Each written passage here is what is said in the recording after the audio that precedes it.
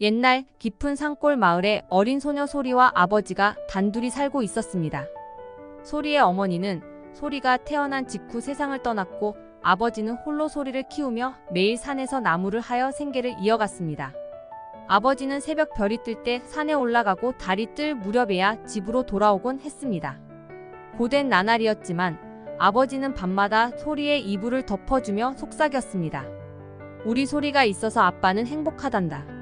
어느 겨울 아버지는 갑작스럽게 병에 걸려 높은 열과 함께 숨조차 힘들어할 만큼 위중해졌습니다. 마을의 의원은 안타까운 표정으로 말했습니다.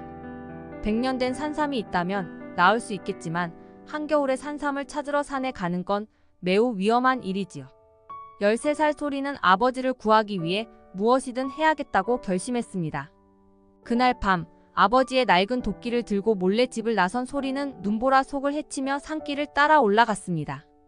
그때 소리는 마음속으로 간절히 되뇌었습니다.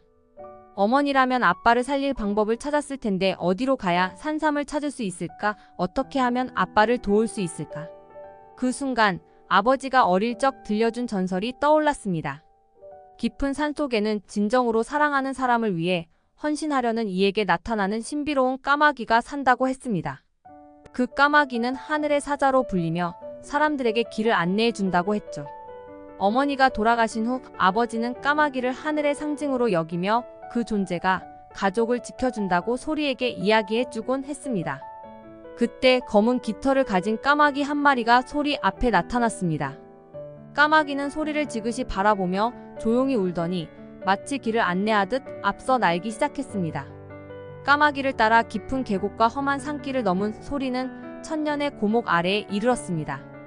아버지가 이야기해주던 전설에 따르면 이 고목 아래에는 사람을 살릴 힘이 있는 귀한 산삼이 자란다고 했습니다. 고목 아래에서 소리는 귀중한 산삼을 발견했지만 산삼을 캐려던 순간 갑자기 눈사태가 일어났습니다.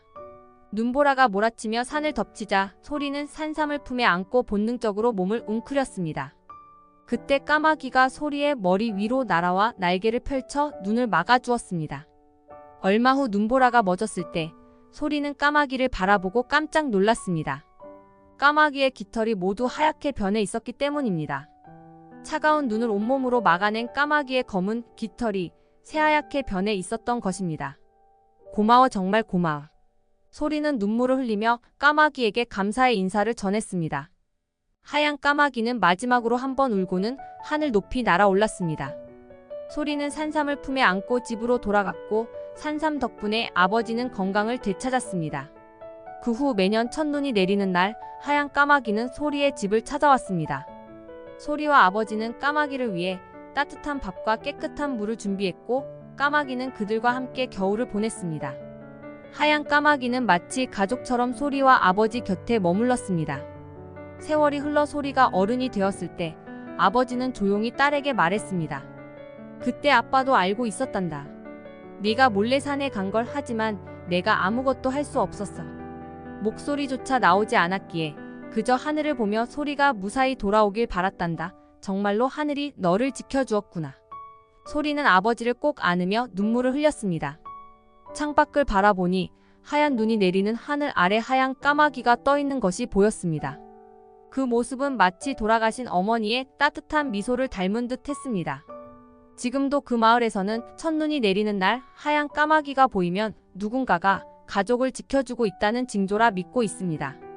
사람들은 까마귀에게 감사의 인사를 전하며 이렇게 말합니다.